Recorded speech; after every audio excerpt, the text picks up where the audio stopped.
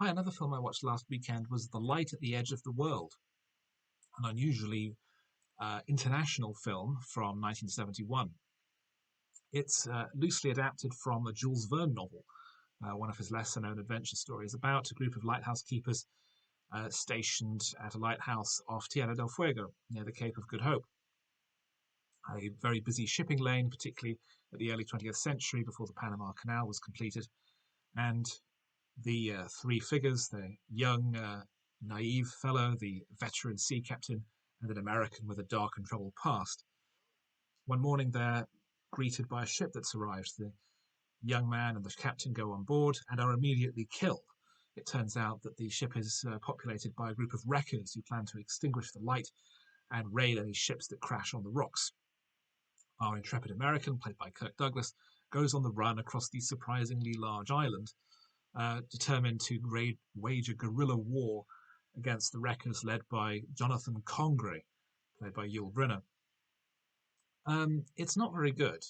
It's far too long. It's over 2 hours long, and the idea that uh, our main character Denton is able to last for weeks, waging this war with few resources, um, just from fishing and from a freshwater well, which the wreckers don't bother guarding. Um, they are a disorganized rabble of basically monster people.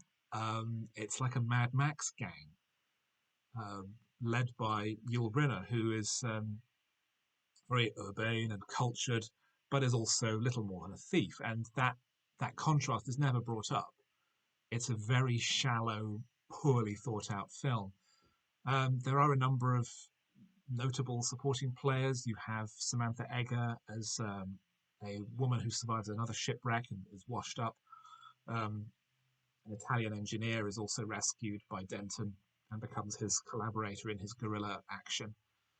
But the film is just too slow. There's too little progression. There's too little um, thought given into developing the story overall. And I thought that was a great shame. I've not read much Jules Verne, but I very much enjoyed Around the World in 80 Days, which I found surprisingly energetic and propulsive.